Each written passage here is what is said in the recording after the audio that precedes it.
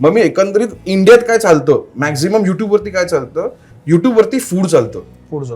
म्हणजे इंडियामध्ये जेवढं फूड कॉन्टेंटला व्ह्यूज आहेत तेवढे कुठल्याच कॉन्टेंटला व्ह्यूज नाही. मग डायरेक्टली मग तसं म्हणतो तसं की गाण्याला आहेत, म्हणजे आरती बिरती लोकांना व्ह्यूज आहेत, भजनांना, पण त्याच्यामध्ये डायरेक्ट फूडच आहे ज्याला व्ह्यूज आहेत.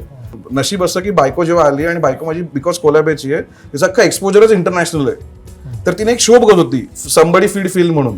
त्याच्यामध्ये तो एक बर्गर चांगला हॉटेलमध्ये खातो, लोकल ठिकाणी खातो, आणि घरात खातो, आणि बोलतो न्यूयॉर्क मधला कुठला बर्गर त्याला आवडला.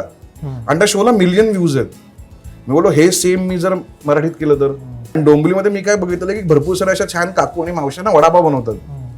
तर जर मी शो बनवला की डोंबिवलीतला बेस्ट वडापाव कुठला, तर काय होतं बघूया. म्हणून पहिला शो बनवला, कारण हा माझीच गरज की मला चांगला वडापाव खायचा तर कुठे मिळणार. तो शो केला तर पहिलाच व्हिडिओ व्हायरल झाला, त्याच्या रील्स व्हायरल झाल्या.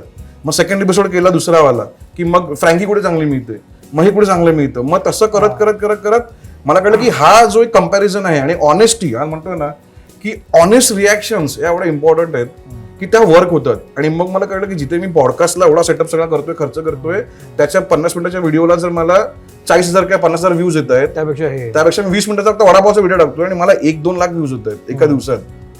देन मग तो अख्खा गेम चेंज झाला, मग अख्खा फोकस चेंज झालं.